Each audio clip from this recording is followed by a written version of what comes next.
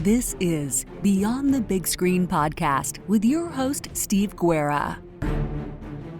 Thank you again for listening to Beyond the Big Screen podcast. We are a member of the Parthenon Podcast Network. Of course, a big thanks goes out to our frequent guest, Chris. Today, we're going to be talking about the 2008 film, The Wrestler, starring Nikki Rourke. You can enjoy this episode on its own, but we also have an episode with background, history, and context for professional wrestling that I think you will enjoy and help you enjoy this episode even more. So I suggest you go back and listen to that one, but it's totally up to you. A great way to support Beyond the Big Screen is to leave a rating and review on Apple Podcasts. These reviews really help me know what you think of the show and help other people learn about Beyond the Big Screen. More about the Parthenon Podcast Network can be found at parthenonpodcast.com. You can learn more about Beyond the Big Screen, great movies, and stories so great they should be movies on Facebook and Twitter by searching for A2Z History. You can also find us at A2ZHistoryPage.com. You can contact me there or just send an email to my email address, steve@A2ZHistoryPage.com. Links to learn all of this and more can be found at beyondthebigscreen.com or A2ZHistoryPage.com. I thank you for joining me again, Beyond the Big Screen.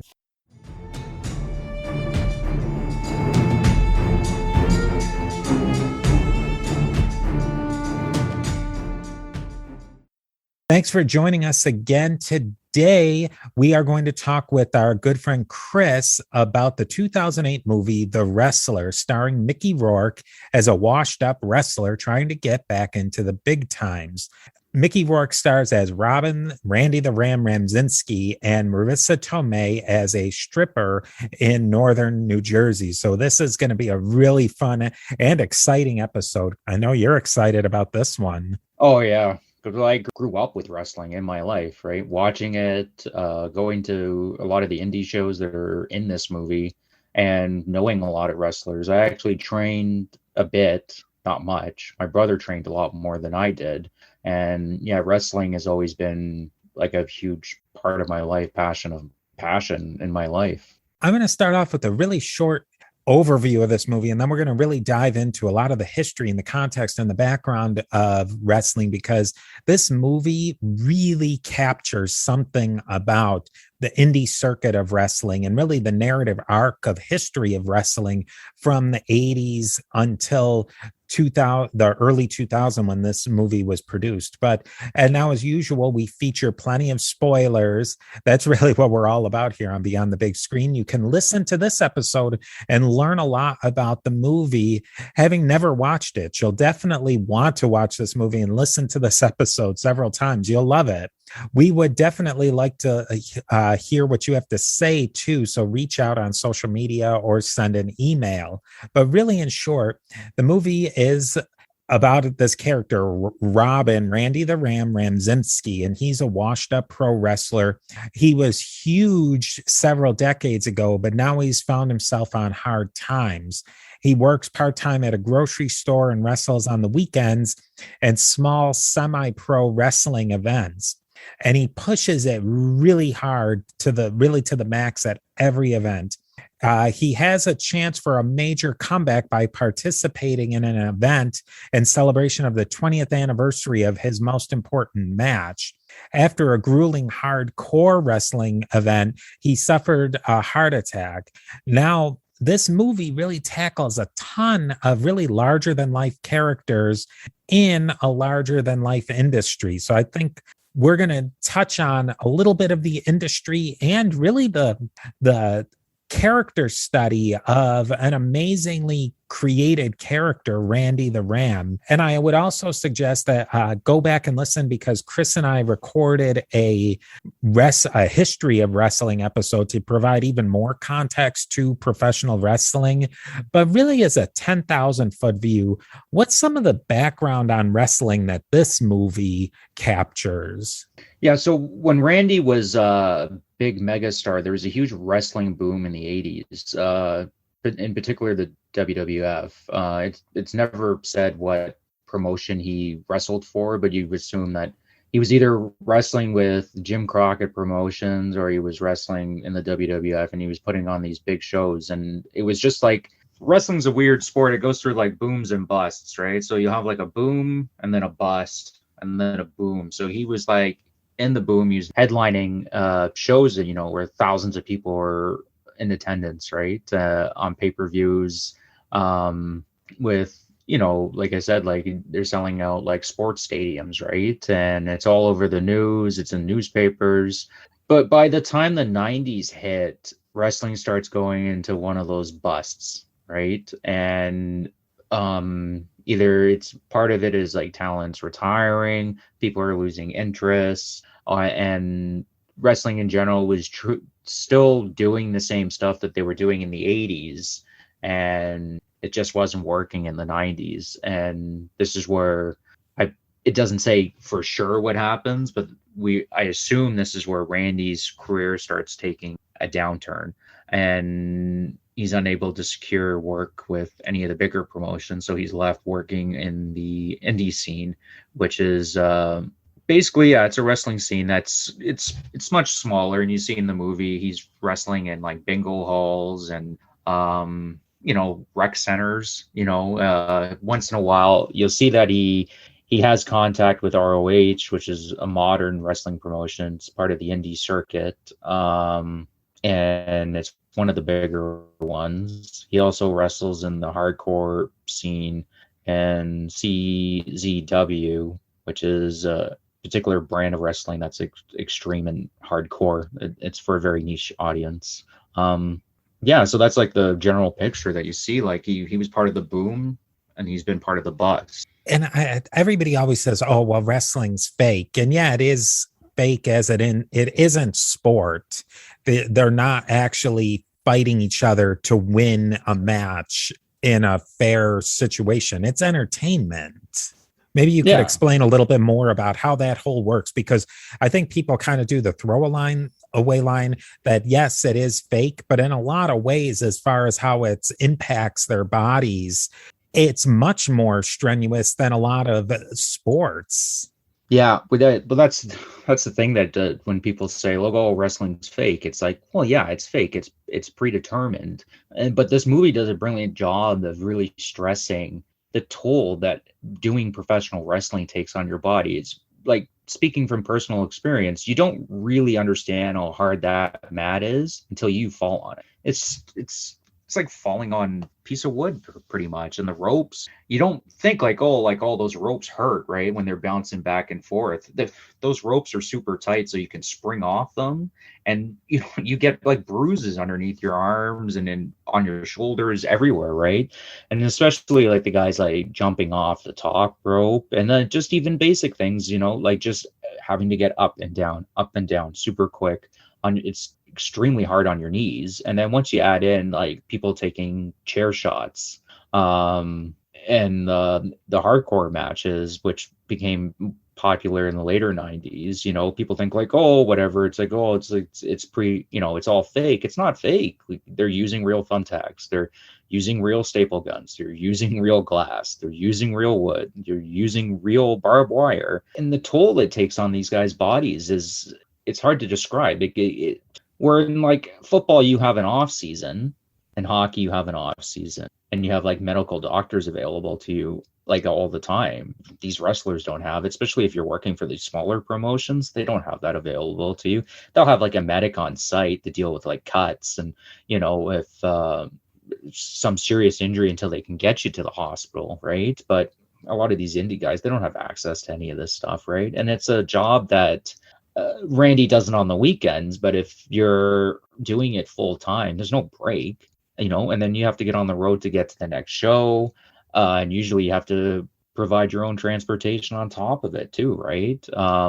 It's extremely taxing on your body. I don't think people truly get how hard it is on your body to be a professional wrestler. And so that really leads into, that's Randy's life. Mickey Rourke as Randy Ramzinski, that's his life, is that he works kind of a menial job at, I believe, some sort of grocery store where he's just, again, what would you say, Randy's probably at this point maybe in his 50s, in this movie? I don't know if they say exactly. Yeah, I'd say about I'd say about his 50s. If he was big in the 80s, usually wrestlers don't get super big until like their 30s. So yeah, he'd be about, probably in his 50s at this point or close to it. So Randy, he's living this life where he's working at this job at the grocery store to really just pay for himself so that he can work these wrestling matches on the weekend. But how would you describe Randy's character? I mean, he's a guy that's utterly devoted to the art that is professional wrestling. It's his entire life. And people might have a hard time understanding that, but to get to the point where Randy was in the 80s, you have to be utterly devoted to what you're doing, professional wrestling. Speaking from personal experience, like me, my brother saw some of these guys when we were thinking about like, let's try to give it a shot.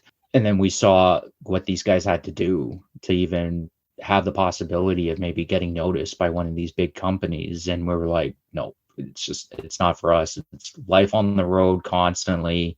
There's a lot of drug abuse, to be quite honest with you. The physical pain and the loneliness, because you're constantly on the road, right? So for somebody to get to the point that Randy was at, you have to be utterly devoted to the craft that is professional wrestling. And he takes it very serious. Like you pointed out, every single one of his matches, it does not matter what it is, Randy gives it 110%.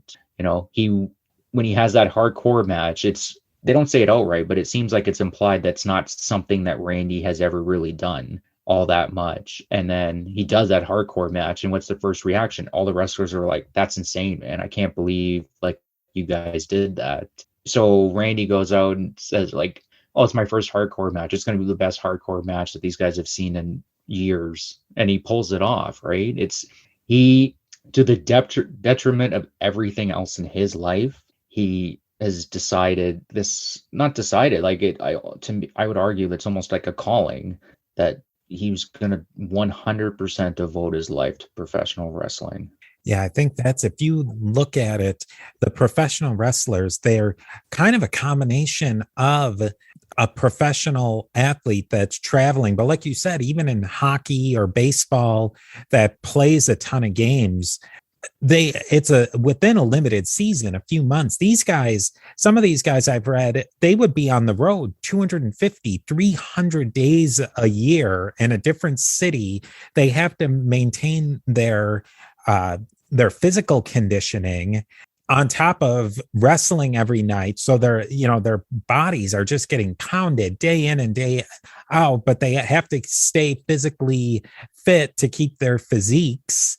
But on the road, they're not getting the physical training that is provided by professional trainers and professional physicians that, say, a professional athlete are doing. So they're doing a lot of self-medication on the road, not only physical, but mental self-medication. Go in Wikipedia, any one of these wrestlers, and almost every one of them, their personal lives are utter disasters.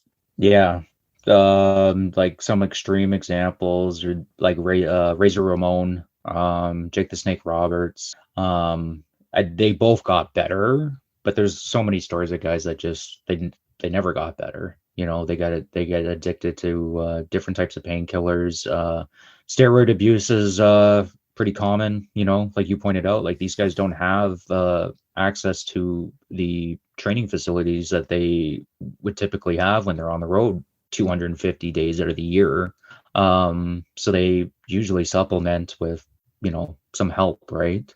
The painkillers is the big one, is the biggest one that ends up getting these guys, because they, like you said, like you pointed out, like a lot of the times they don't have access to the doctors that like a hockey player has, or a baseball player, or many of these other professional athletes, and they can't take a day off, right? It's especially on the indie circuit, if you're not wrestling, you're not getting paid. It's not like you have like a contract where if you get big enough, you end up signing contracts and you decided how many days you're going to work. But if you're just making it, you're trying to make it big, or just making your way when you first start, if you don't wrestle that match, they don't care whether you have a bum shoulder or, bum back, or, you broke your neck like a couple months ago, if you don't make that show, you're not getting paid. That's something that they really caught in the movie. And I think we'll get into a lot of these aspects, especially drug abuse and the mental side of it.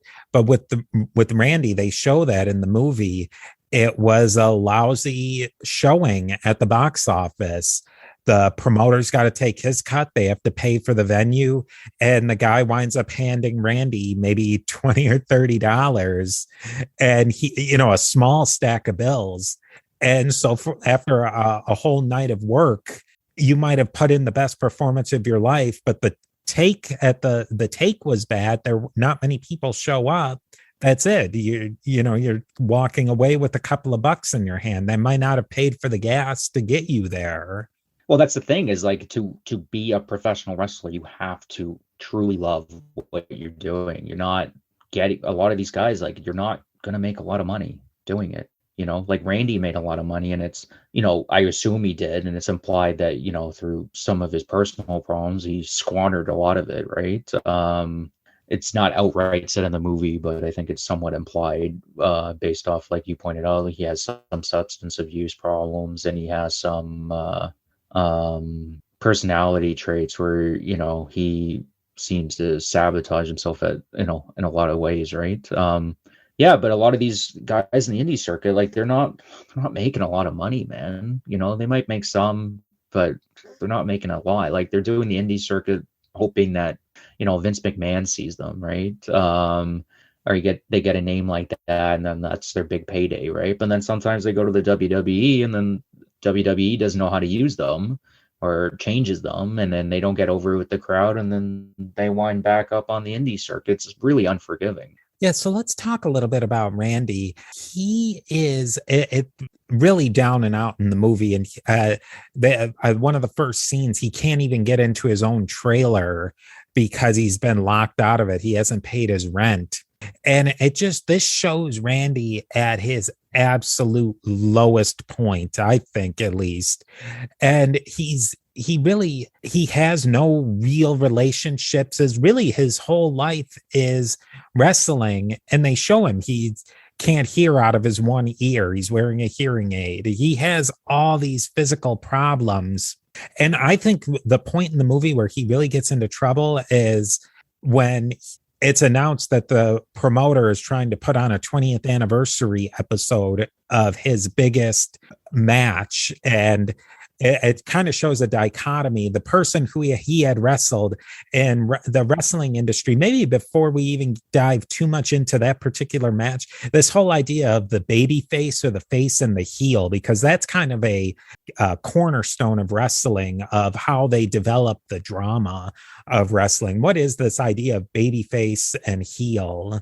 Oh, so this is like wrestling psychology 101, right? Or you could say it's just theater 101, right? Or in wrestling, the baby face is the good guy, right? He's the guy that he's the hardworking guy. He doesn't cheat to get his belt. He tries to win legitimately in all his matches. And then you have the heel, who is the bad guy, and his goal is to basically thwart the good guy at every turn. He'll do the low blow, he'll hit him with the chair shot, or he'll sneak in brass knuckles, or he'll knock the referee over, right? And if it's done correctly, the heel ends up like beating the baby face a lot of the times, but he cheats in doing so, right? And if you build it up correctly, and if the heel is hated enough by the audience, they're just sick of them or what have you, and then when the baby face triumphs, you feel like a catharsis from the audience. It's like, oh yes, the baby face won. Like, that's the moment you want the most, right? Like, probably the most iconic is like when Hulk Hogan body slams Andre the Giant at WrestleMania 3. I tell people, go watch that video just to see how big wrestling was at that time. And the reaction from the crowd is insane. Way more than I've ever seen in any profession, like any football or hockey or anything. Like, it's absolutely insane. Because that's wrestling at its core. It's morality plays, right? It's theater. It's acting, with an extreme physical element involved in it, right?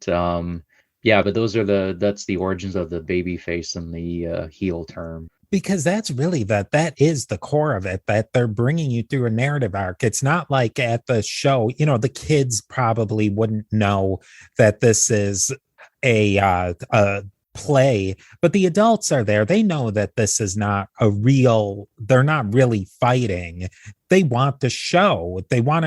That's what's so important about wrestling as an industry, is that they have to provide a show to go along with the wrestling. If it was just a bunch of guys beating on each other fake, nobody would go and watch that. They have to bring you through that morality play, the good guy versus the bad guy. Especially in the indie scene, being part of the audience and being around it is, especially those fans, they're totally like unforgiving. Like if you do not put on like a good show, and they know what a good wrestling show is, they let you know about it, and it can be it can be quite brutal. Whereas like the WWE fan, which is a lot of the more casual fans, they're not as unforgiving, right? But especially on the indie show, if somebody's going to go to an ROH show or a CZW show, like they're depicted in the movies, those are hardcore wrestling fans, and they're expecting a good play, a good theater. And now, a brief word from our sponsors. With Randy, he's come from the 80s, and in the 80s-ish, probably in the late 80s, he has this big match against the Ayatollah. And that's really, I think that they really do set that up as the point of departure, where Randy has hit his peak. He wins the championship against the Ayatollah, whereas the Ayatollah, his real name's Bob. Bob goes off to Arizona and becomes a used car king. Randy stays on the circuit of wrestling, and he pretty much falls to his trough.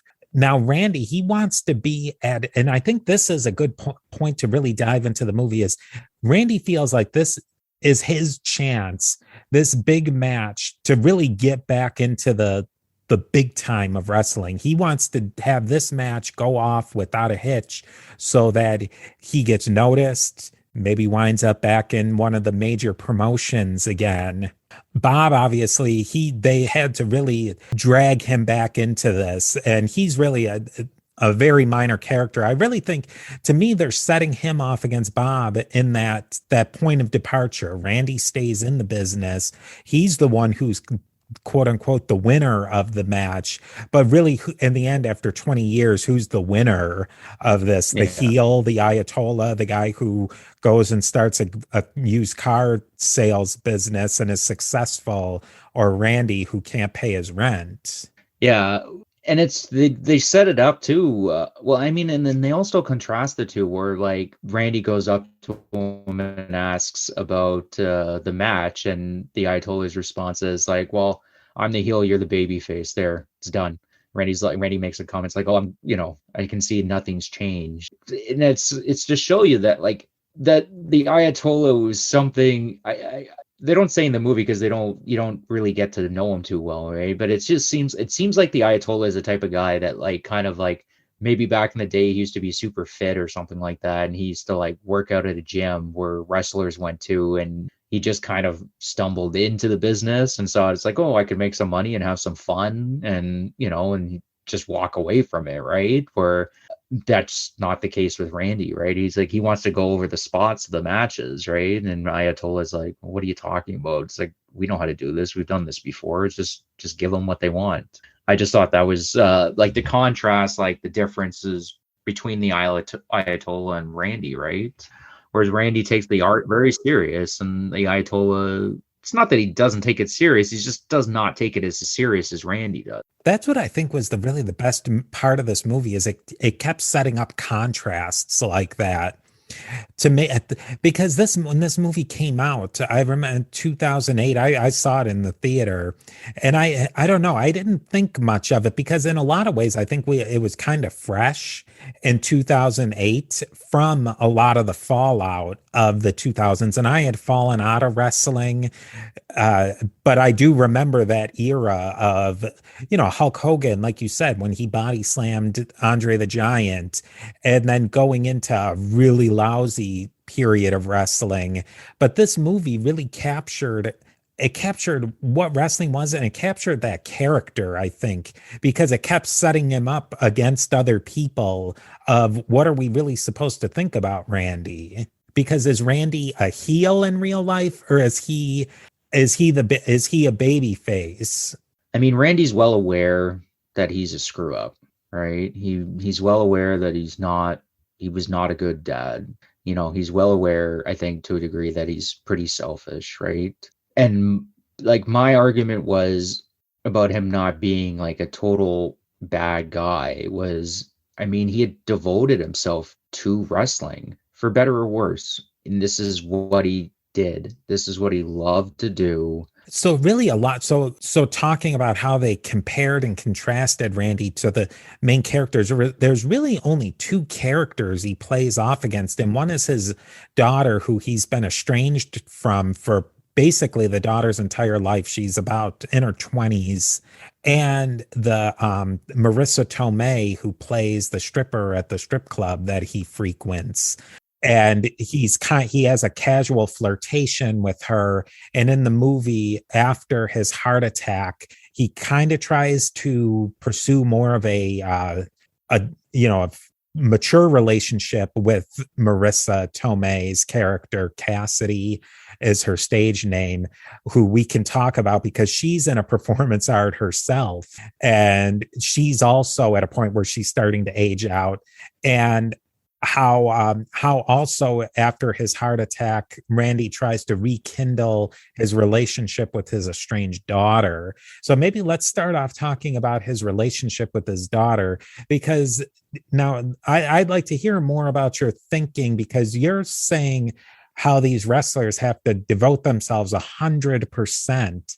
And Randy clearly did that, but to the detriment to his relationship with his daughter. So maybe you could tell us a little bit more about what you were thinking on that. We don't really know. We don't really find out 100% like exactly what happened between him and his daughter, right? Like Randy said, like, I tried to forget about you. I mean, it's very possible. They don't say it in the movie. It's very possible like there was probably a messy divorce involved. Probably his wife was trying to get him out of wrestling just so he could be home more, right? And Randy's like, I'm not giving up wrestling, right? And then, as you pointed out, like these guys are on the road how many days a year? 250 days, 300, some of these guys, insane, right? I tend to think that Randy probably thought like it probably would be better off if I just was not in the picture. For legitimate reasons and selfish reasons, right? For one legitimate reason is like I'm never home anyways to begin with, and for selfish reasons too, it's like, well, if I do this, right, decide like I'm going to start staying home more often, I'm gonna have to sacrifice my dream of my entire being of being a professional wrestler. I don't think he meant to abandon his daughter for like malicious reasons. Yeah, it was a combination of the two. He was being realistic about the situation and also being selfish at the same time. I can see both sides of it, that if he made the decision that I'm going to go 100% for wrestling because that's who I am and I can't do anything else, and he's going to basically cut out his daughter, I think that's a decision you have to go with. And if you are, when he tries to rekindle his relationship with his daughter, it can't be half-hearted at that point. And in the movie, he's trying to ease in. I think you can't play with people like that. And maybe that was Randy's problem in the movie, is that he really didn't know how to deal with real people. Again, there's the dichotomy that he was absolutely beloved in a really superficial way with these hardcore fans, but he couldn't really form a real deep bond with his daughter or with Pam / Cassidy, his love interest from the club. I was thinking about this during the week, and it's like, well, could Randy ever have devoted himself, like, say he decided, like, okay, that's it, wrestling's done. Could he have ever, like, really devoted himself, like, 100% to, I'm going to try to fix this relationship with my daughter? And I don't know if he could have, because he would be losing such a huge part of himself by saying that that's it, wrestling's over, I can't do it anymore. Even though, you know, the doctors are telling him that he's going to die if he keeps on doing it.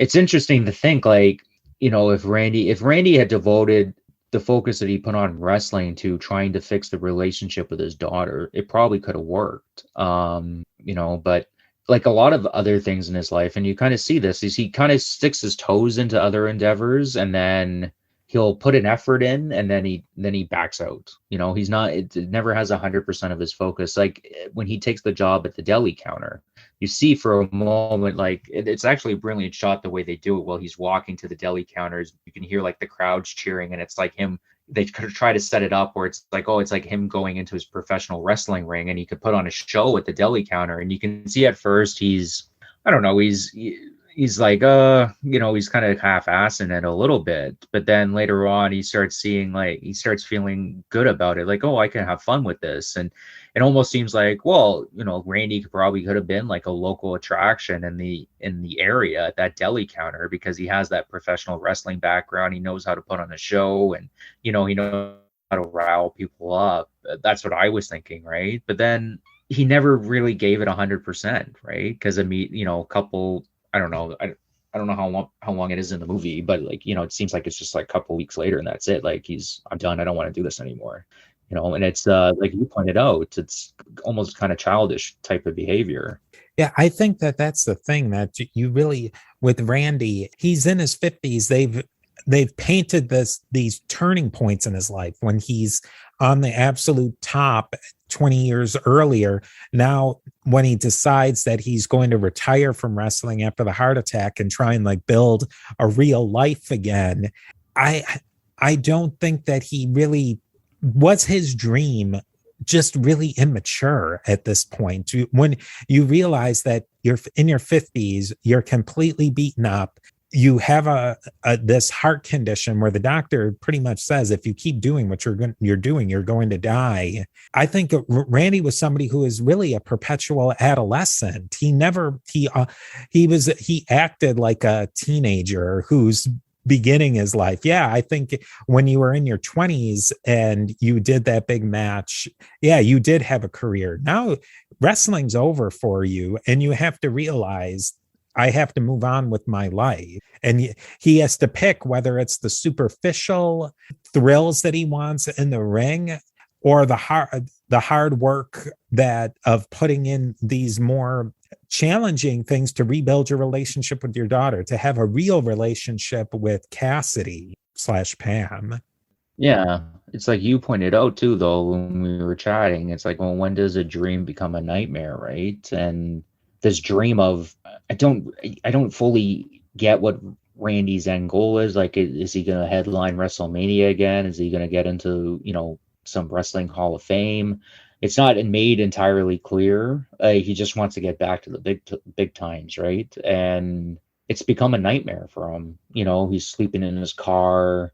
He's, you know, taking, you know, crappy steroids from China. I think it was called, like, he's buying it off that dealer, has no relationship with his daughter. And then when he has a heart attack, the only person that he can really go talk to, that he has like some kind of connection with, is a stripper at the local strip joint that he frequents. And then even she tells him, it's like, well, don't you have family? Like, go talk to somebody, go talk to your daughter, somebody, you know what I mean? Because she's even taken back. It's like, well, why am I the first person you're coming to talk to? And yeah, his life in a lot of ways has become like a nightmare because of his dream, right? Yeah, his everything in his life, it to me is completely superficial. He won't He won't actually commit himself to anything. Even when he really tries to further the relationship with Pam, it's really on a very superficial level. Oh, let's go have some beers. And Pam's like, well, wait a minute. I have a son. I'm trying to build a house. I know my career in her industry is ending. She's said that, but she realizes it, and she's planning to move into her next phase of her life. She could have easily, that's another dichotomy that the movie sets up, that she could have been the type, oh, I'm going to do this for the rest of my life. She knows that's a pipe dream. Randy does not ever realize that his life is an entire pipe dream. It's interesting how they contrast the two industries, right? Pam being a stripper and Randy being a wrestler, where like there's only like a certain time window for a lot of these guys' careers, right?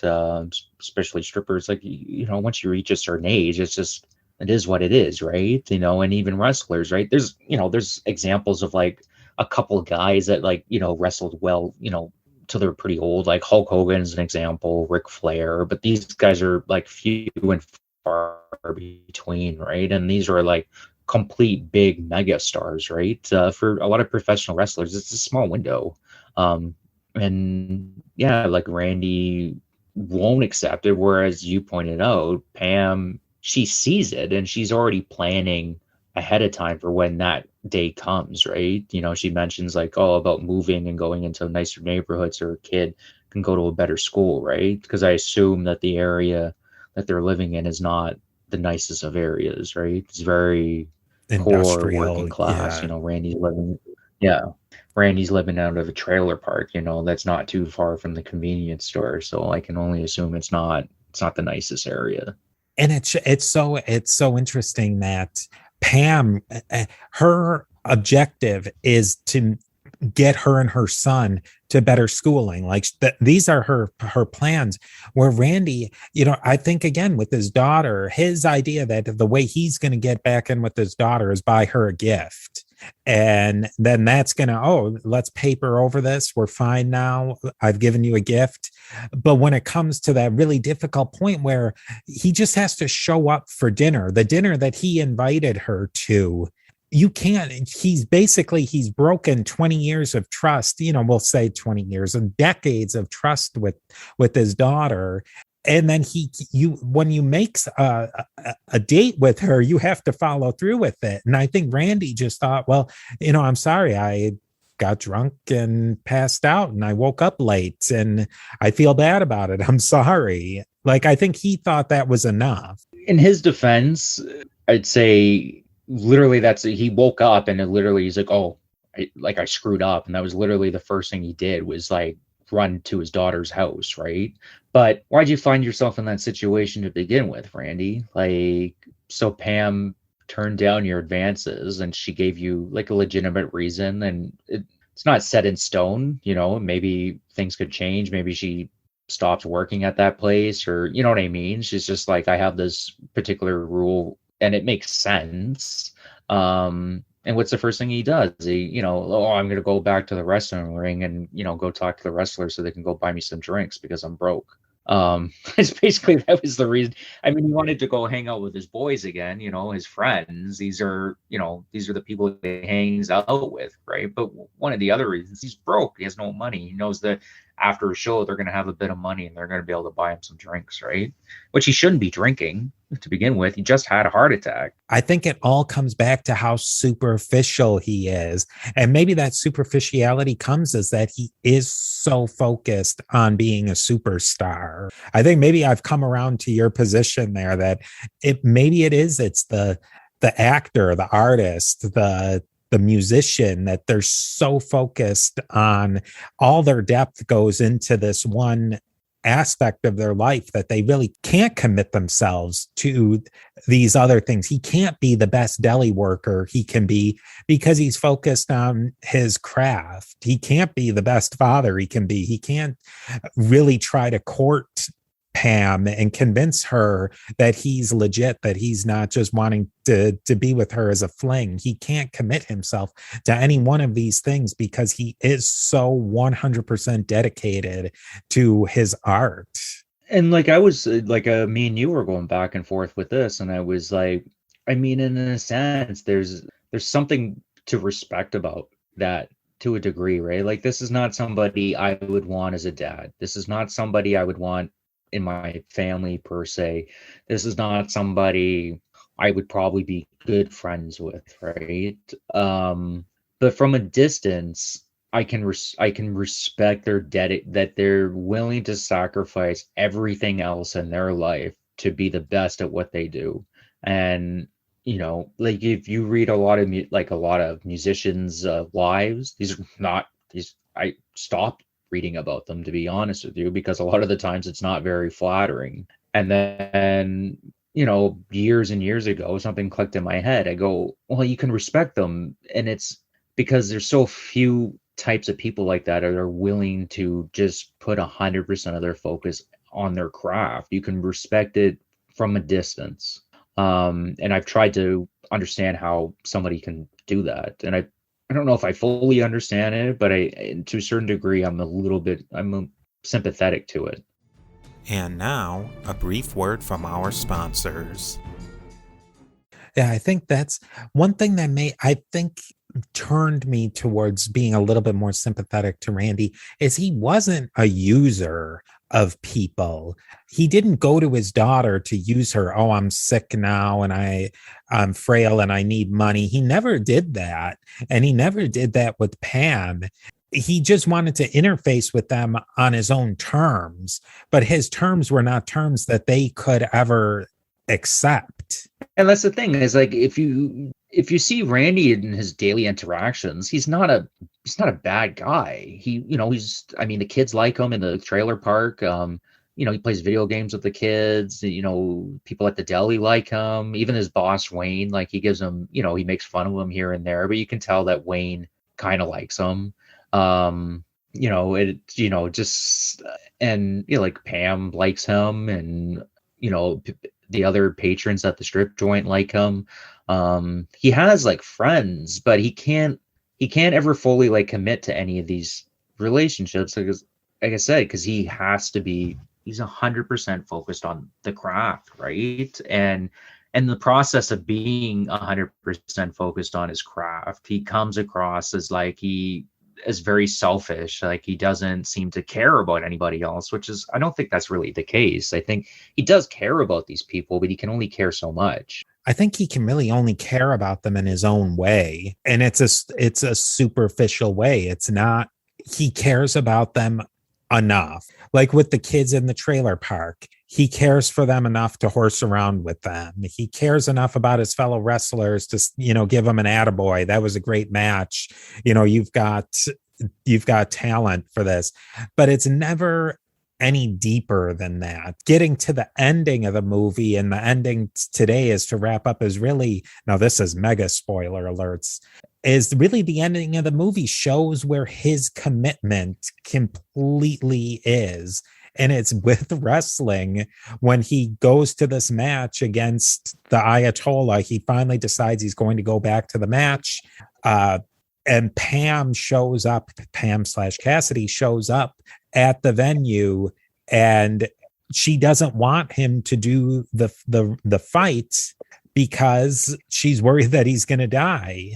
Now, set up that very last scene of the movie, because I think that's the thing that ties the whole movie together. And I think what probably separates it, that it could have been, an okay movie to a really good movie. Yeah, so he's having the show, and it looks like it's a bigger indie show than the typical ones that you've seen in the movie so far, right? ROH is a legit wrestling promotion. That's a real wrestling promotion that you see in the movie. They've been around forever.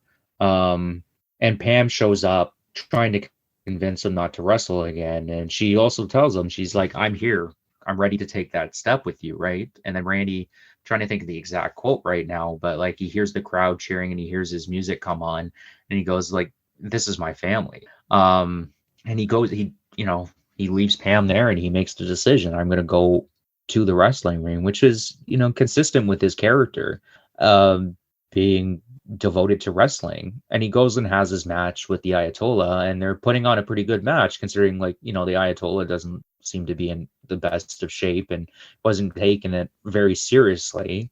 And during the match, you start seeing that Randy's having chest problems. He's grabbing his chest, he's falling down, and the Ayatollah sees that right away, right? Now, in wrestling, when a guy gets hurt, they'll wrestle for a bit. Like, I get one famous example of this happening is like, Stone Cold broke his neck in a wrestling match one time, and they literally wrestled for another 5 minutes to get to like a proper finish, and then he went to the hospital.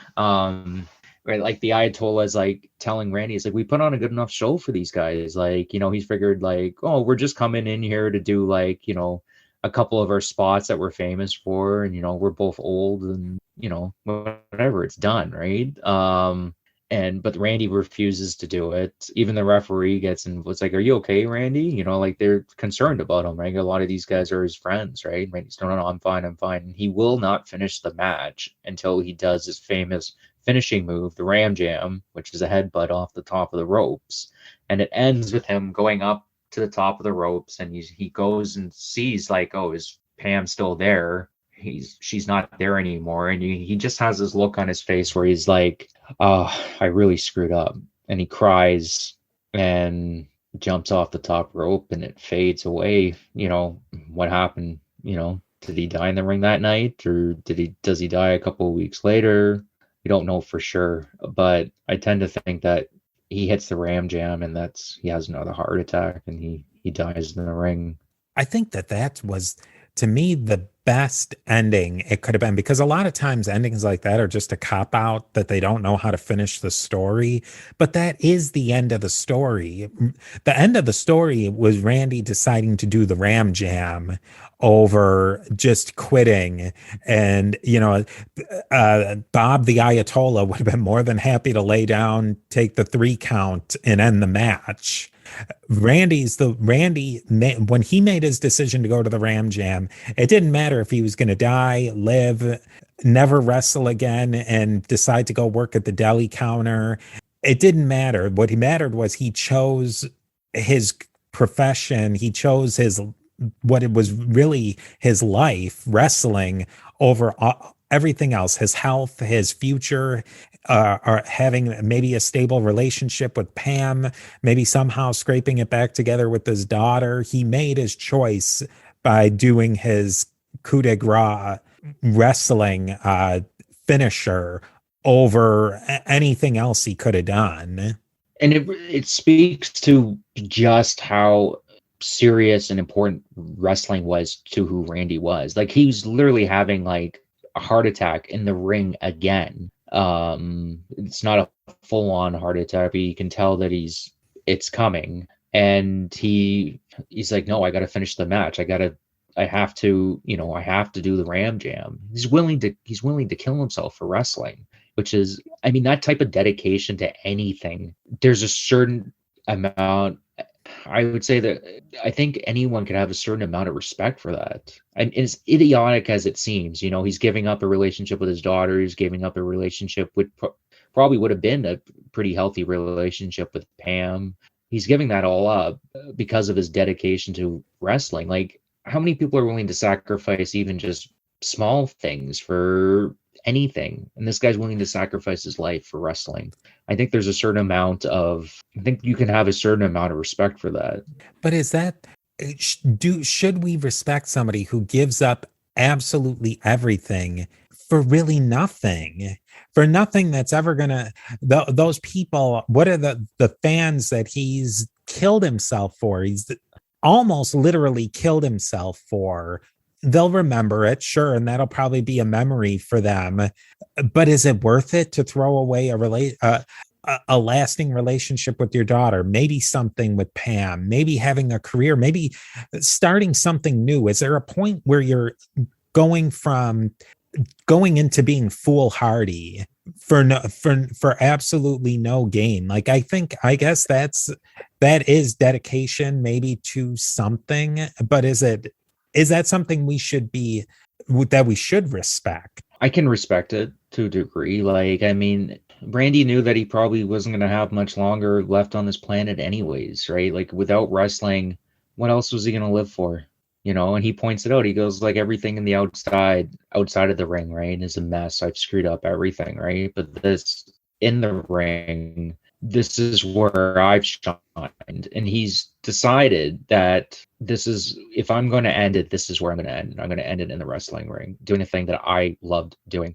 And I think, and rightfully so, I think it should be the case that it's difficult for the average person to really understand that, right? Like, I mean, for a functioning society, you can only have like a small percentage of people like Randy, right? Otherwise, it just would not function. But yeah, I think to a degree you can see it as a cautionary tale of being so devoted to your dreams that it becomes a nightmare. But at the same time, you can respect that this guy was willing to take it all the way.